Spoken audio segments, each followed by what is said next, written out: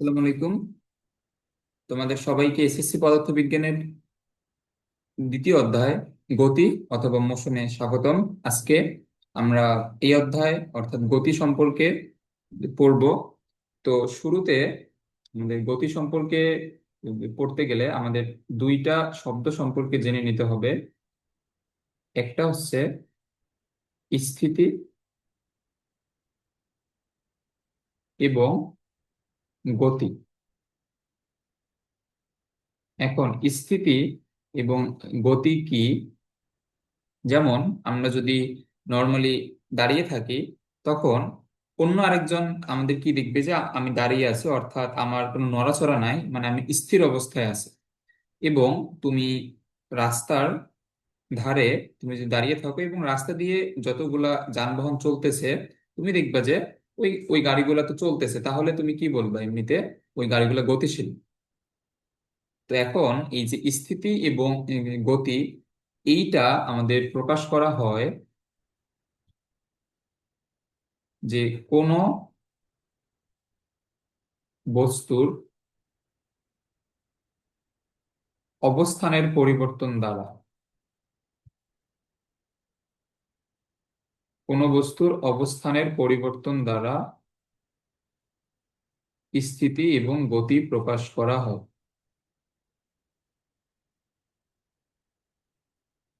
স্থিতি বা গতি এটা প্রকাশ করা হয়।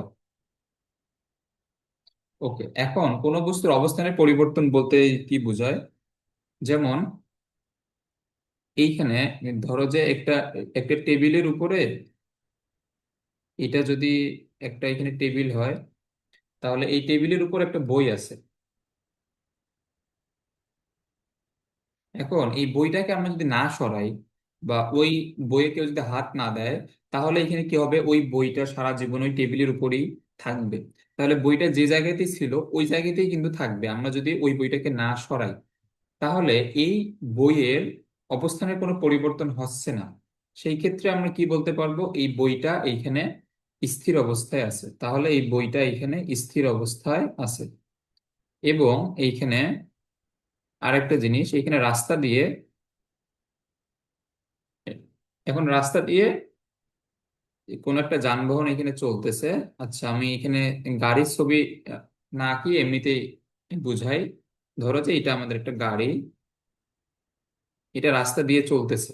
তো এখানে চলার সময় কি হবে? এই এই গাড়িটা তো এখানে চলতেছে, তাহলে এইটা ধরলাম যে আগে ছিল এ পয়েন্টে, সে সামনের দিকে এখন বি পয়েন্টে আসলো, আবার সে চলতে চলতে সি পয়েন্টে আসলো। তো আমরা কি বলতে পারি যে এই এই গাড়িটা এখানে প্রতিবার তার কিন্তু অবস্থানের পরিবর্তন করতেছে, সামনের দিকে যাচ্ছে। তাহলে এই গাড়িটার যে অবস্থা, আমরা এটাকে বলবো গতিশীল, বা এই গাড়িটার মধ্যে একটা গতি আছে, কারণ এখানে প্রতিনিয়ত তার অবস্থানের পরিবর্তন হচ্ছে। ওকে। তো স্থিতি এবং এই গতি এইভাবে ঢালাও ভাবে বলা যায় না। যেমন আহ, একটা বস্তু যদি তুমি দেখতেছো গতিশীল, কিন্তু আরেকজন সেটাকে স্থির দেখতে পারে। অথবা একটা বস্তুকে তুমি দেখতেছো স্থির, আরেকজন সেটাকে গতিশীল দেখতে পারে। এটা কিভাবে হয়? এটা বোঝার জন্য আমাদের একটা নতুন শব্দের সাথে পরিচিত হইতে হবে। এটা হচ্ছে প্রসঙ্গ বিন্দু অথবা প্রসঙ্গ কাঠামো। আচ্ছা, তাহলে আমরা যদি এখন প্রসঙ্গ বিন্দু অথবা প্রসঙ্গ কাঠামো সম্পর্কে একটু জেনে নেই।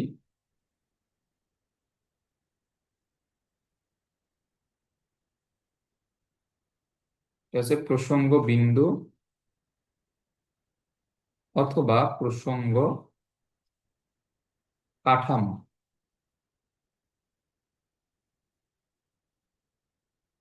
ওকে। এখন এই প্রসঙ্গ বিন্দু অথবা প্রসঙ্গ কাঠামো কি? যেমন কেউ যদি আমাদের জিজ্ঞেস করে তোমার বাসা কোথায়, আমরা নর্মালি এটা কিভাবে উত্তর দেই? বলি যে রংপুর, ঢাকা অথবা চট্টগ্রাম। ওকে। তো এখন এইভাবে উত্তর দিলে আমাদের বাসার একদম এক্সাক্ট লোকেশনটা কোথায় এটা কিন্তু ঠিক মতো বুঝতে পারবো না। কারণ একটা জায়গার নাম বললে ওই জায়গাটা তো, ওই জায়গায় আরো অনেকগুলা বাসা আছে বা ওই জায়গাটা অনেক বড়। তো একটা জায়গার মধ্যে আমাদের বাসাটা নির্দিষ্ট ভাবে কোথায় সেটা কিন্তু বলা, সেটা কিন্তু বোঝা যায় না আমরা যদি একটা শুধুমাত্র জায়গার নাম বলি, যে আমার বাসা রংপুরে, তো রংপুরে গিয়ে তো আবার আবার খুঁজতে হবে যে তোমার বাসাটা আসলেই কোন জায়গাতে আছে। তাহলে আমরা এখানে ধরে নিলাম যে তোমার বাসাটা এই জায়গাতে আছে, এইটা হচ্ছে তোমার বাসা। ওকে, তো এখন এই যে তোমার তোমার বাসার আশেপাশে আমরা দুই তিনটা ভিন্ন ভিন্ন আহ, জায়গা অথবা আহ, আমরা যদি এখানে প্রতিষ্ঠানের নাম ধরে নিই, যেমন ধরো যে তোমার বাসার এই দিকে তোমার স্কুল, এইখানে তোমার বাসার এইখানে আছে বাস স্টেশন, এবং এইখানে ধরলাম যে বাজার। এখন কেউ যদি তোমাকে জিজ্ঞেস করে যে তোমার বাসা কোথায়, এখন তুমি যদি বলো যে আমার বাসা উক্ত স্কুল থেকে বা তোমার স্কুল থেকে, আচ্ছা এই দিকটাকে আমরা এখানে আপাতত জাস্ট বোঝার জন্য ধরে নিই যে তোমার বাসা তোমার স্কুল থেকে পূর্ব দিকে 2 কিলোমিটার দূরে। তুমি যদি এইভাবে বলো নির্দিষ্ট করে যে তোমার বাসা এই স্কুল থেকে পূর্ব দিকে 2 কিলোমিটার দূরে, তাহলে একজন আগে ওই স্কুলটা খুঁজে বের করবে, তারপরে ওই স্কুল থেকে যদি পূর্ব দিকে 2 কিলোমিটার যায় তাহলে সে তোমার বাসাটা খুঁজে পাবে। অথবা তুমি যদি বলো যে তোমার বাসাটা ওই বাস স্টেশন থেকে 1.5 কিলোমিটার, এটা তোমার পশ্চিম দিকে,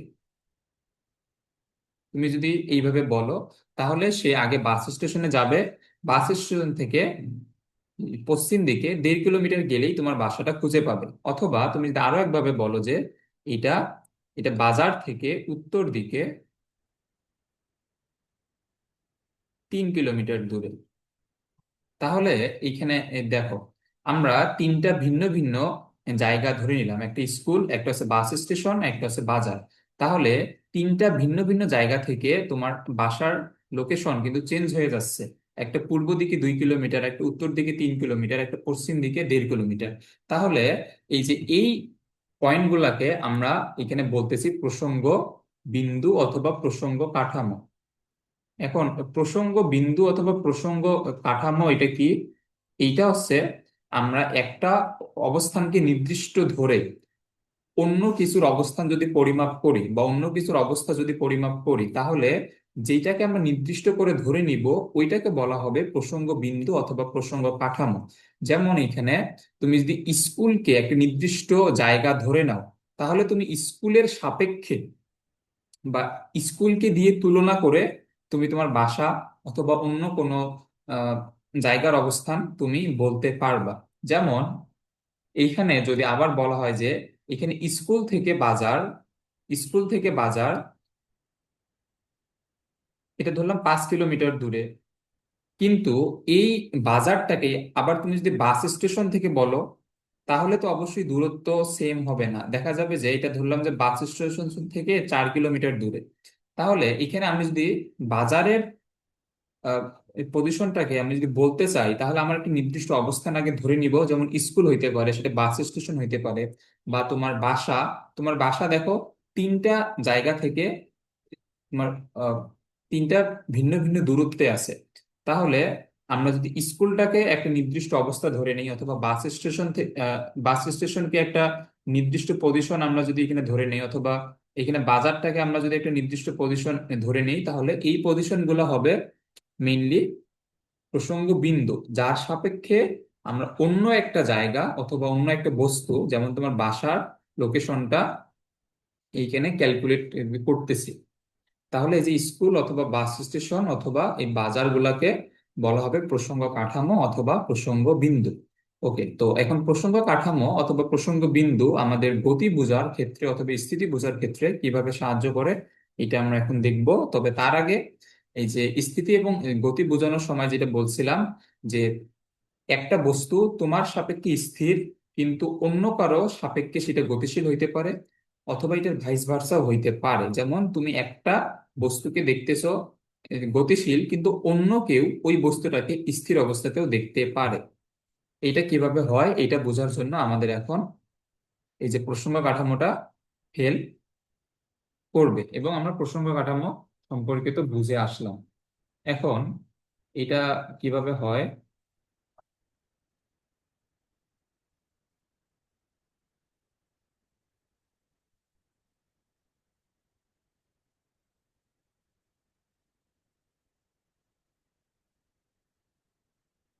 তাহলে এটা প্রসঙ্গ কাঠামোর সাপেক্ষে স্থিতি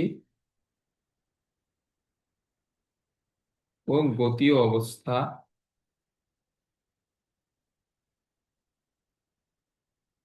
আচ্ছা, এটা এটা বুঝতে পারা কিন্তু খুবই ইম্পর্টেন্ট। কারণ এর পরবর্তীতে তোমরা যখন কলেজ লাইফে যাবা, তখন এই জিনিসটা তোমাদের কলেজ লাইফেও অনেক বেশি সাহায্য করবে, এই প্রসঙ্গ কাঠামোর এই জিনিসটা। ওকে, এখন খুবই মনোযোগ দিয়ে এখানে খেয়াল করবা। তো এখন ধরো যে এটা রাস্তা, আর তোমরা দুইজন বন্ধু রাস্তার ধারে বসে আছো। এইখানে তুমি, আর এইখানে তোমার বন্ধু, এইখানে তোমার বন্ধু, তোমরা দুজন বসে আছো, এবং রাস্তা দিয়ে একটা গাড়ি চলতেছে।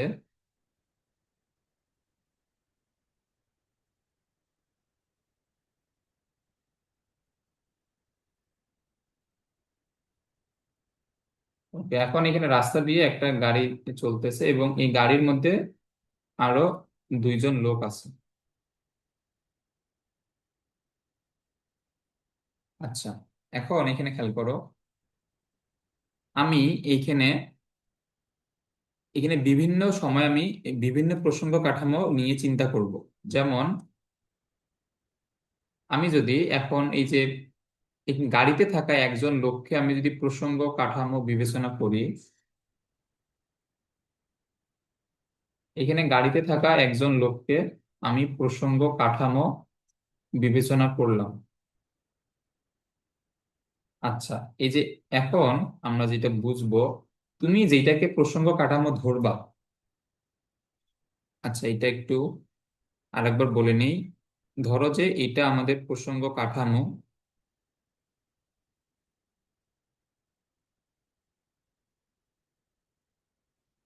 এটা আমাদের প্রসঙ্গ কাঠামো। এখন এই প্রসঙ্গ কাঠামোর সাপেক্ষে আমরা একটা বস্তুকে স্থির বলবো অথবা গতিশীল বলবো যদি এইখানে এই বস্তুটার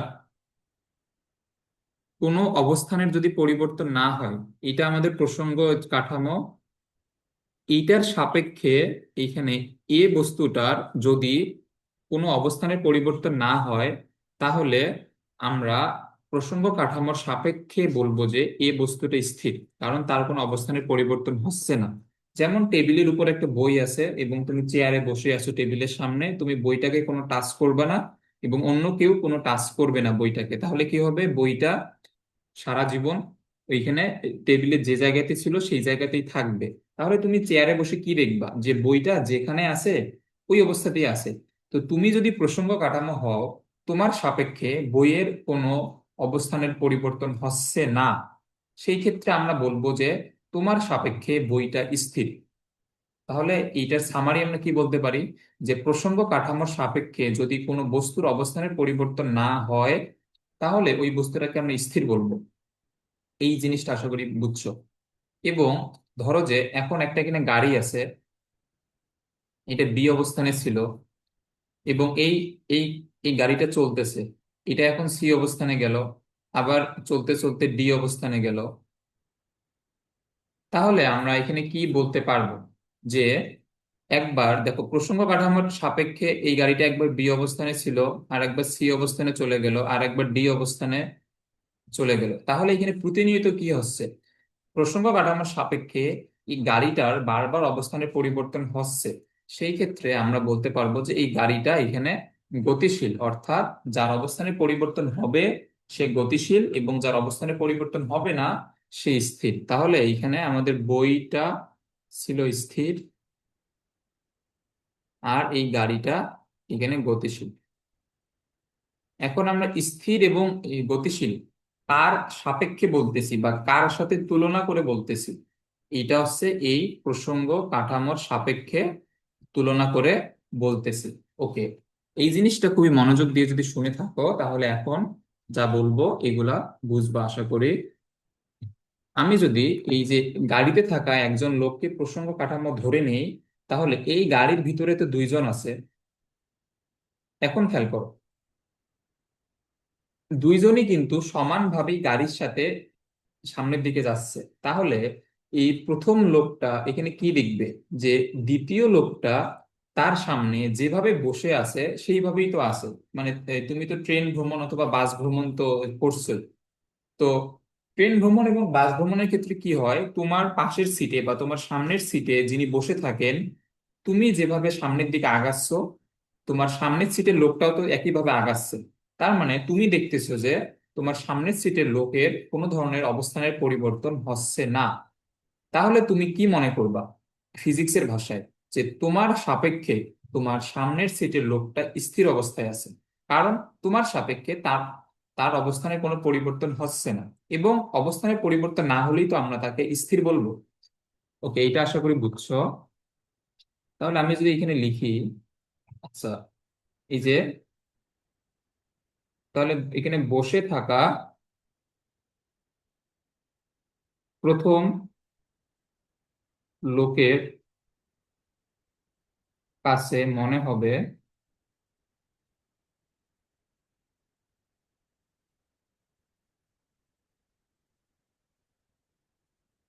দ্বিতীয় লোকটি স্থির, কারণ তার কোনো অবস্থানের পরিবর্তন হচ্ছে না। এটা আশা করি বুঝছো। আচ্ছা, এখন আমি এখানে প্রসঙ্গ কাঠামো চেঞ্জ করব। এখন আমি এখানে প্রসঙ্গ কাঠামোটা চেঞ্জ করব। আমি যদি এখন প্রসঙ্গ কাঠামো চেঞ্জ করে, এখন প্রসঙ্গ কাঠামো এখানে আমি ধরলাম তোমাকে, তুমি যে এখানে রাস্তার ধারে বসে আছো, এখন প্রসঙ্গ কাঠামো তুমি। এখন প্রসঙ্গ কাঠামো তুমি তুমি এখন দেখো, আমরা একটু আগে কার এখানে অবস্থাটা পরিমাপ করলাম, দ্বিতীয় লোকটার, যে দ্বিতীয় লোকটা স্থির নাকি গতিশীল, এটা আমরা পরিমাপ করলাম এখানে প্রথম লোকের সাপেক্ষে। তো আমরা এখানে কি দেখলাম, যে সে স্থির এই প্রথম লোকটার সাপেক্ষে। এখন আমি এখানে তোমার সাপেক্ষে এই দ্বিতীয় লোকটার অবস্থা পর্যবেক্ষণ করব। তুমি কি দেখবা? তুমি কি দেখবা যে ওই লোকটা ওইখানে বসে আছে বা স্থির অবস্থায় আছে? না, কারণ সে তো গাড়ির সাথে সামনের দিকে যাচ্ছে। অর্থাৎ তুমি দেখবা যে এই লোকটা যদি আগে এই অবস্থানে থাকে তাহলে সে সামনের দিকে একবার এই অবস্থানে আসবে, আবার সামনের দিকে এই অবস্থানে আসবে, আবার সামনের দিকে এই অবস্থানে আসবে। তো তুমি বারবার কি দেখবা, যে ওই লোকটা সামনের দিকেই চলে যাচ্ছে, অর্থাৎ তার অবস্থানের বারবার পরিবর্তন হচ্ছে। তো অবস্থানের পরিবর্তন হলে আমরা তাকে কি বলবো, তার মধ্যে গতি আছে বা সে গতিশীল। এটা আশা করি বুঝছো। তাহলে এইখানে তোমার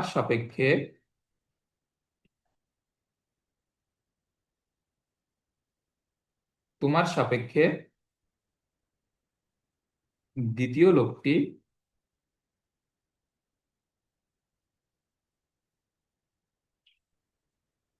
এখানে গতিশীল। তাহলে দেখো, আমি যে এই যে এটা বোঝানোর শুরুতে যে বলছিলাম, যে তুমি যাকে স্থির দেখবা আরেকজন তাকে গতিশীল দেখতে পারে, অথবা তুমি যাকে গতিশীল দেখবা আরেকজন তাকে স্থিরও দেখতে পারে।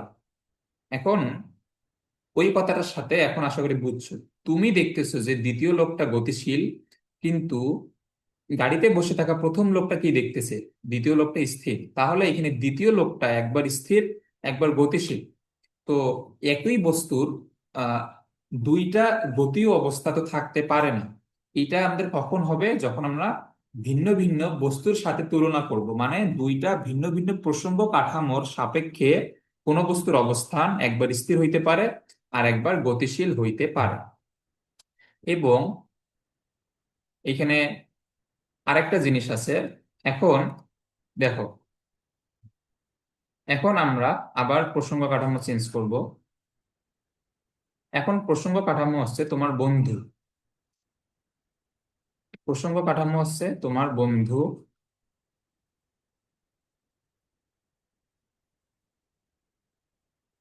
এইটা প্রসঙ্গ কাঠামো। এখন খেয়াল করো, তোমার বন্ধু কি দেখবে? তুমি এবং তোমার বন্ধু তো পাশাপাশি বসে আছো। তোমার বন্ধুর কাছে কি কি কি মনে হবে? তোমার বন্ধু দেখবে যে তোমার অবস্থানের কোনো পরিবর্তন হচ্ছে না। তার মানে এইখানে বন্ধুর কাছে মনে হবে তুমি স্থির। এটা অবশ্যই মনে হবে যে, কারণ কারণ বন্ধুটা তোমার সাথে বসে আছে এবং বন্ধুর সাপেক্ষে তোমার অবস্থানে কোনো পরিবর্তন হচ্ছে না, মানে বন্ধু দেখবে যে তুমি স্থির। ওকে। আবার এখন আমি যদি আবার প্রসঙ্গ কাঠামো চেঞ্জ করি, এখন আমি প্রসঙ্গ কাঠামো দিলাম এই যে এখানে গাড়িতে বসে থাকা দ্বিতীয় লোকটাকে। এখন আমি যদি দ্বিতীয় লোকটার সাপেক্ষে চিন্তা করি, এখন দেখো তুমি তো ট্রেনে অথবা বাসে ভ্রমণ করার সময় জানালা দিয়ে তাকাও।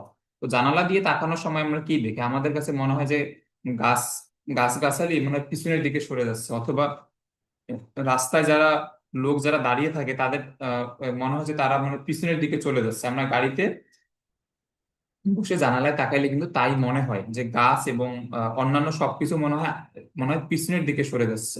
এটা মনে হয়। এটা কেন মনে হয়? এটা মনে হয় এই যে এই এই জিনিসটার কারণে। এই লোকটা যাচ্ছে সামনের দিকে। এখন এই লোকটা সামনের দিকে যাইতেছে। এখন এই লোকটার কাছে কি মনে হবে? তুমি এইখানে বারবার পিছনের দিকে সরে যাইতেছো এবং তোমার বন্ধুও বারবার পিছনের দিকে সরে যাবে। এখন এটা কিভাবে? এই ধরো যে এখানে লোকটা ছিল এই জায়গাতে, এখানে তুমি আসো এই জায়গাতে, এখানে তুমি তো বসে আছো, তোমার অবস্থানে কোনো পরিবর্তন হবে না, কিন্তু লোকটা এখানে কি করবে? উম, এখন এই ধরো যে লোকটা তোমার বরাবর ছিল, লোকটা তোমার বরাবর ছিল এক সময়, কিন্তু লোকটা যখন সামনে আসবে তখন এই লোকটার কাছে কি মনে হবে? তুমি মনে হয় পিছনে পড়ে গেছো। আবার লোকটা যখন সামনে যাবে, এখন এই লোকটার কাছে মনে হবে তুমি আরো এখানে পিছনে পড়ে গেছো। তাহলে দেখো, লোকটা যত সামনের দিকে আগাচ্ছে লোকটার কাছে মনে হচ্ছে তুমি তত পিছনের দিকে সরে যাচ্ছ। মানে লোকের কাছে মনে হবে তোমার অবস্থানের পরিবর্তন বারবার হচ্ছে। তাহলে ওই লোক কি দেখবে? যে তুমি পিছনের দিকে সরে যাচ্ছ বা তোমার অবস্থান পিছনের দিকে চেঞ্জ হচ্ছে, অর্থাৎ তুমি পিছনের দিকে গতিশীল, এটা দেখবে। তাহলে এই যে গাড়িতে বসে থাকা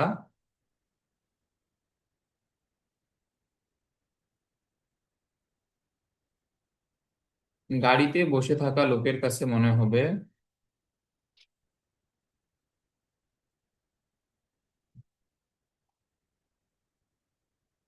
তুমি তুমি গতিশীল। তুমি গতিশীল। ওকে, এটা আশা করি বুঝছো। তাহলে আমার ওই কথাটা আশা করি এখন ক্লিয়ার যে, দেখো তুমি তোমার বন্ধুর সাপেক্ষে স্থির কিন্তু গাড়িতে থাকা লোকের সাপেক্ষে গতিশীল। আবার ওই ওই গাড়িতে থাকা দ্বিতীয় লোকটা প্রথম লোকটার সাপেক্ষে স্থির কিন্তু তোমার সাপেক্ষে গতিশীল। অর্থাৎ ওই কথাটা আবার বলি যে, কোনো বস্তু তোমার সাপেক্ষে স্থির হইতে পারে কিন্তু অন্য কারো সাপেক্ষে গতিশীল হইতে পারে, অথবা তোমার সাপেক্ষে গতিশীল হইতে পারে, অন্য কারো সাপেক্ষে স্থির হইতে পারে। তো এটাই হচ্ছে আমাদের প্রসঙ্গ কাঠামোর মূল জিনিস, যে আমরা স্থিতি অথবা গতি অবস্থা কোন একটা প্রসঙ্গ কাঠামোর সাপেক্ষে তুলনা করব। তো তুলনা করে দেখা যাবে যে ভিন্ন ভিন্ন প্রসঙ্গ কাঠামোর জন্য একই বস্তুর গতি ও অবস্থা ভিন্ন ভিন্ন হইতে পারে, অর্থাৎ কারোর জন্য স্থির, কারোর জন্য গতিশীল। ওকে। আজকের ক্লাসটা আশা করি সবাই বুঝছো এবং এই ক্লাসটা খুবই মনোযোগ দিয়ে করবা, কারণ এই যে প্রসঙ্গ কাঠামো তোমাদের পরবর্তী ক্লাস অর্থাৎ এইচএসসি তে তোমরা যখন কলেজে উঠবা তখন এইটা তোমাদের কাজে লাগবে। এটা ভালোভাবে পড়বা। আমরা এর পরবর্তী ক্লাসে বিভিন্ন প্রকার গতি নিয়ে আলোচনা করব। ওকে। আজকের মতো এখানেই থাক। সবাইকে ক্লাসটি করার জন্য অসংখ্য ধন্যবাদ।